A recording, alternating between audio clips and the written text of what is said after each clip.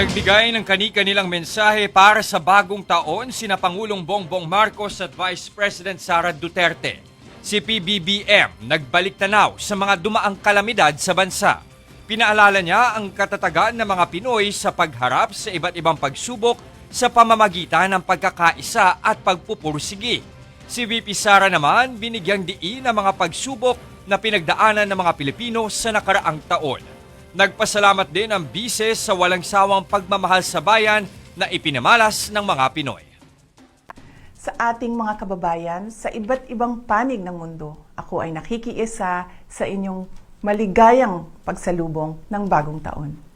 Ang taong 2024 ay sumubok sa ating katatagan at humulma sa atin bilang isang sambayanang naninindigan para sa katarungan at kaunlaran.